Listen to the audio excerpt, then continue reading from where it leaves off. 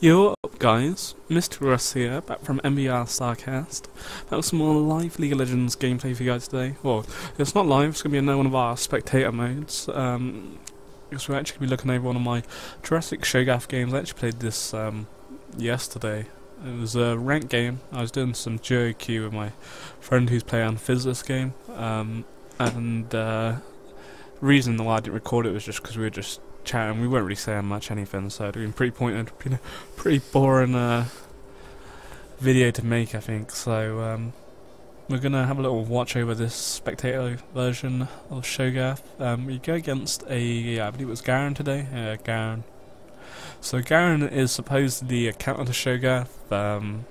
I think they always say Garen, or this is what people think, it's not necessarily if it's true, you know, obviously every game's different and so forth, and to who you're playing against, you know. But according to some website, I can't remember the website, it's something to do with counters, it says that Garen is a counter to Cho Gath. I think the main reason because of it is, you know, is that he can just silence Cho Gath and then he just spins around and, you know, uses no mana, and then obviously in his ultimate, and obviously because Cho Gath gets bigger and bigger from stacks and relies on having HP, Garen's ultimate's going to hit you pretty hard. But it's cool, that's no problem. Makes it all more the fun if they try and counter you, so that's cool with me. Cho Gath is a champion I've only recently actually started playing. I have played him in the past, but not very often. We did a video, I think maybe start of the month or something, against Timo. It was Timo. And this is only my about, I don't know, probably 10th game after that or something. I've been playing a bit of him ranked. Really enjoying him and Zach top ranked at the moment, really nice. Zach I think it's a little bit nicer because of his ultimate, but Cho Gath in the right situation can be just invincible, but so can Zach, you know, both can work. I don't know, it depends on your team, comp and everything, but Zach got banned this game, so I was like, I'll go Cho Gath. So basically what I've started off on is we've started off really to build into a Philosopher's Stone with the Ruby Rejuvenant Bead and the can't even think what's called, some pendant Fairy Charm, that's the one. I was completely wrong. Fairy Charm, that's the badger. So we started off with that so that we can build into an early Philosophers. I quite like the Philosophers on the likes of people like Cho Gath and Nasus, because I think the idea is that you can spam your moves a little bit more often. Obviously you could go for a Doran's Ring possibly, or you could maybe, even if you want to go for say an early Sapphire Crystal and 2 pots, which wouldn't be too bad. I was lagging out at this point, I remember this. I was having real bad problems with my connection. Trying to find where we are. We're number 1, I think. There we are. But yeah, like I was saying, I like the Philosophers because it gives you health, mana, and it gives you gold. And I wasn't sure how I was going to do against Garen. I never faced Garen as a Cho Gath before, so I was a bit worried. So I thought if I have a Philosophers, at least if I can get to my farm, you know, you've got gold for 5 coming in, and it can sit there the whole game. You probably generally, I find I never really have to actually build it unless it goes late game. Or I'd probably sell it. You could build it, but I think selling for a bigger item is probably more important. It's more of a support item if anyone's going to have it. But it's okay, it could be alright for mid-game, depends, but if you can sacrifice a big item for it, which is not necessarily worth it. So at the moment we're still level 1, you know, Garen has got a little bit of an XP advantage on us just there, but no problem, not causing any real damage. I believe if we're correct, yeah, a gank, here comes, we don't have a ward on us because of the build we've gone, because we've gone 3 health pots, and Garen comes in here, and I couldn't work out what he was doing. I was like, well, that was a really easy first blood for myself, and then next thing I know, Volibear comes along the way. So if we quickly flip back so we can have a look at this and see what actually happens. So Garen jumps in here, and I'm like, cool, and I'm just like, I've only just hit level 2, I'm like, well, I'm going to Q you right there, I'm going to ignite you. He doesn't even ignite me. And he flashes away as well, but unfortunately Volibear uses his ghost, and obviously I had no chance. But the benefit of that situation was that even though I died during that, the kill went to Volibear, so one, it really doesn't affect my lane. It's going to help Volibear's jungle a little bit, and Garen flashed, and he didn't even use Ignite, so he didn't secure the kill because of that. If he put Ignite on us, then he probably would have got the kill, but he didn't, and I didn't have to burn Flash, so I've still got my Flash available. So for me, that's a nice result for me, because you can see him farm-wise, he's 7 CS up at me at the moment. We didn't really have great chance to farm because that happened so quickly. It was only level 2, so it was pretty aggressive play. And it's kind of cost him a little bit, you know. It's allowed me now to back and complete my Philosopher's Stone already. by level 2, which is really nice. I'm going to be able to have gold ticking in straight away. And I've even got a cloth armor and come back with a ward. I sold one of my health pots so that I could afford the warders. I didn't have enough money in the bank and I didn't want to wait around. I wanted to get back in the lane as quick as possible to start farming up and try and build on this lead. So we've got our philosophers, and that would have been ideal, my first item to a back, but now I've got this cloth armor as well. It's going to give me that bit more tankiness whilst we're battling. So if we start battling him whilst he does his little spin to win move, then it won't cause us as much problem. And you see a silence really not doing too much there, and we're just trading backwards and forwards with our moves. The one thing I do find about Cho Gath, I was going to make a point on her earlier, but as soon as I start talking about someone, I get distracted by someone else, start chatting shit about that. But early game, I feel the reason I went for the sort of build I went for is because Cho Gath, if you do 3 Qs at the start of the game, 3 Qs in a row, that's your whole mana gone. So it's a very he is a very mana dependent champion, I feel, especially until you kind of get like a Glacial Shroud on you or something. But it's alright, as long as you play safe with your moves and just literally farm. I think you really want to, I don't really think you want to make too much happen until you hit level 6, because that's when obviously Cho Gath becomes his strongest, and you could literally do a one-shot combo on someone. You Q them and then you W them and then you ult them, and it's GG. Garen did actually know this was warded, but yet still stayed around for the battle. And Volibear is coming here. Aatrox has picked up his first kill of the game. We actually land our Q on the Volibear here, tank the turret a little bit, but I'm like, fuck that. And Aatrox with a flash in there and scoring his double kill for him. I want to actually quickly flick back onto that. So we've got this little battle coming down here. Obviously it pops his passive, Happy Days, pops Volibear's passive, but obviously his is a bit more OP. And then if we slow-mo, he's running away, and the turret's like, unlucky. One more turret shot, and Volibear would have got a kill out of it, and it wouldn't have been so bad, but I got 2 assists from it, and Aatrox gets 2 kills, which I was quite happy about, because I would have been happy to have those 2 kills because it would have made me super OP. But the fact that Aatrox has those 2 kills, I haven't tried jungling out with him, but I imagine his jungle to be a little bit slow to start off with, and he's very item dependent. I think he needs to have gold, and by having those 2 kills, it's allowed him to already get a Vampiric Scepter along with his Madrid. So that should mean he can clear the jungle quicker and help gank in other lanes, which I think is more important than me sitting up top with like the 2 kills. So I could just own Garen, but that's not. I could do that anyway, really, without those 2 kills. It'd only just make my item build get up a little bit quicker. So, nice start for us so far this game. Unfortunately, we're a little bit behind in CS, but Garen has been pushing us out of that. But obviously, we do have that kill advantage over him, and he does have the 2 deaths. So, in that respect, it is nice. Our team's got a 0.5k gold advantage going for us at the moment, which is not bad. We have 2 wards in the bank, and I don't know how many health pots we actually have there. We'll touch upon the moves I'm actually scaling this game as well. Well, whoopsie daisy. Oh, up you go. I'm scaling my E for this game. I'm not sure if that is 100% correct. I just felt that for my Q, it uses a lot of mana, so I don't want to be just chucking that away all the time. And I'm going to be constantly auto-attacking minions and like auto-attacking him, so if I can be firing shots every auto-attack, that's an additional damage onto what I'm doing, and I think I'd be able to make more damage through auto-attacks than I would if I say did 1 Q on someone. And the Q, all you need is to knock someone up, and then your W, all you need is for silencing. So I think scaling up your E is the preferred method. But that's for me. I could be wrong, I just go by what I feel is good, and that's what works for me, and I was happy with it. So Garen really already not doing any damage just onto us at all. He's had to go for a Ruby Crystal in his boots, and that's it. And we've got that double cloth armor there, and obviously I would have some runes and masteries designed for armor and stuff, and he's just not really breaking through me at all at the moment. We've already got 1 stack feasting on that minion a little while ago. After I evolve my E up to 5 stacks, I then start scaling up my Q, and then W last, obviously right along the way when it's needed. Let's have a look at, and I constantly feast on minions as well, I think. Well, I sometimes don't, sometimes I just wait, and it depends how I feel I'm doing the lane. If I feel that I can make a kill happen within the next minute, then I'll wait, because obviously that's the cooldown, and there's nothing worse when you get into an engagement with, when you're Cho Gath, and you could literally kill them, and but like 30 seconds early, you feast the minion that's not up, and then they get away.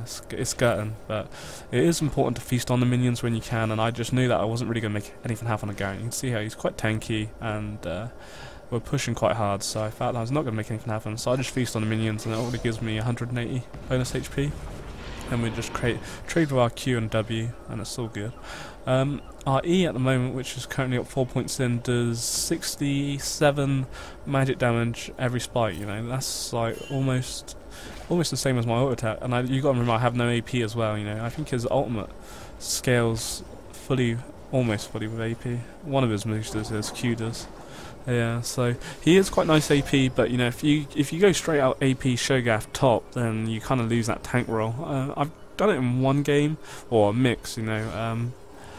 It depends. If I'm really winning, then I'll get like a death cap or something. But in this game, you know, and especially towards ranked, it's more about playing safe. And you know, you can build something like that, and then next thing you know, you're throwing the game. But just like that, my Jarvan jungle video I've just done. If you guys have seen that yet, there was the Pantheon who built straight out attack damage. He really had like Infinity Edge. He had no armor, no health items, bar the Black Cleaver, and no mana items. This is what I wanted to touch on here as well. Oh, I see. I was here actually. I couldn't work out. I remember when I was doing this battle. We had this battle. Garen's fighting me here. Volibear comes in, Spinner, and he actually uses his ult there. That was the mistake. I remember when I was running away. I was like, oh my god, I'm not going to get away from this. I couldn't believe it, and I thought when I turned here, I silenced him because he's just about to Q me. I silence him, which stops. I don't know, I think he still did a bit of his Q.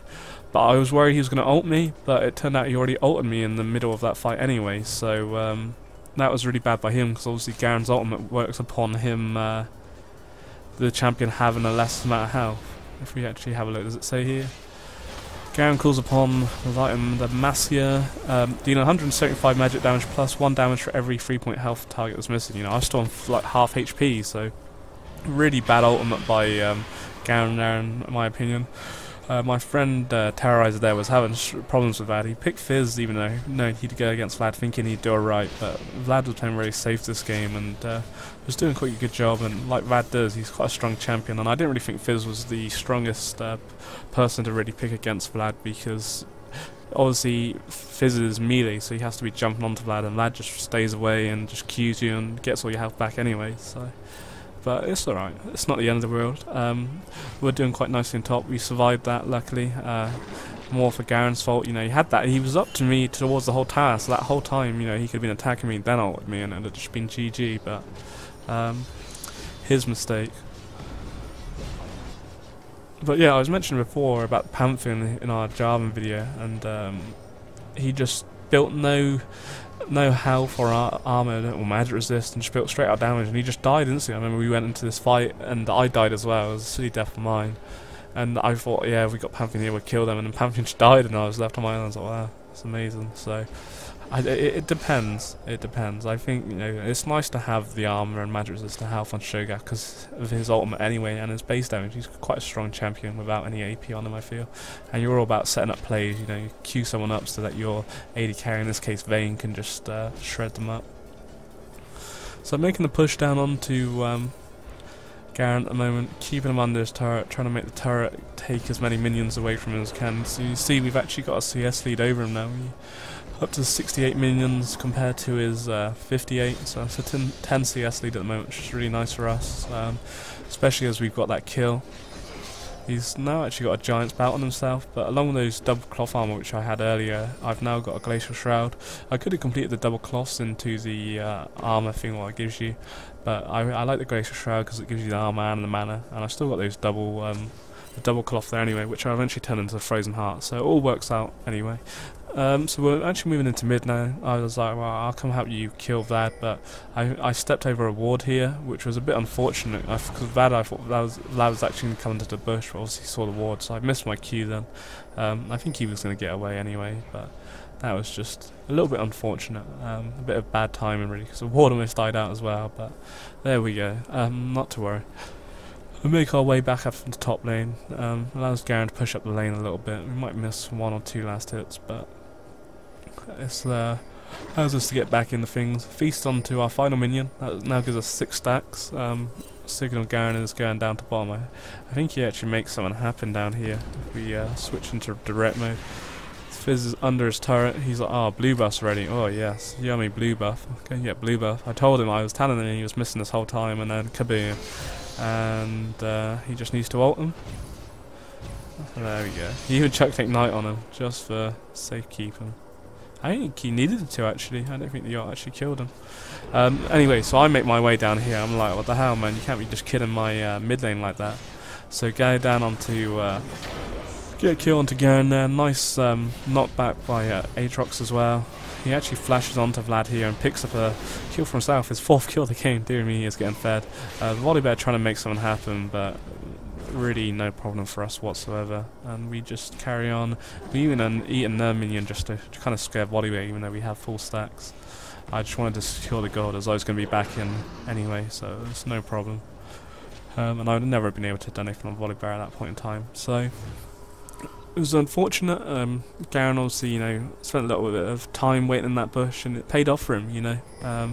I don't know, unless he was probably waiting for Vlad to push it, and he just come lucky that Fizz went the way he did anyway. But there we go, picks up his first kill of the game. But obviously, we picked up a kill on another assist for ourselves, which is really nice. Gonna hand over Fizz the blue buff as he desperately needs it. You know, Fizz doesn't. I think as Fizz, you don't really want to build any mana dependent items because you just want to be an assassin and straight out damage. So Fizz having blue buffs is very important. As you can see, he's currently 0-2 against Vlad at the moment, so he's having a little bit... Well, obviously Garen got one of those kills in all fairness, so struggling a little bit as Vlad's got a bit of a better farm, but it's alright, because Jurassic Cho Gath here, we just got out of the museum, about to mess some bitches up, and really not scared of Garen at all at this point in time. With the amount of armor we've got, we're currently sitting on 150 armor, so no problem whatsoever about Garen really doing anything. You just sit here all day, farming up and living the dream. I think we made back around this, unless we're going to go for a try and gank on Vlad again. I think I was quite determined to kill Vlad this game and help out Fizz. As a Vlad player myself, I felt the need to mess this one up. But there is a ward in this bush. Again, that's got to be like 10 seconds left on that ward.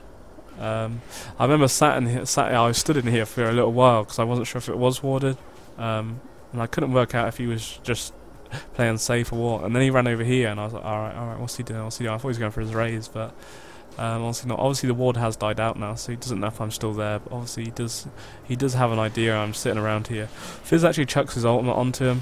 He was trying to make something happen. I said we should have waited for my Q because we needed to force his blood pool out first, and that was the problem he was having as Fizz, was that every time he ulted, Vladimir blood pool, and I was like, you need to try and bait the blood pool out. But Vladimir was playing pretty safe with his pool, to be honest. He was only using it if he at the very least, he wasn't just using it for the sake of it.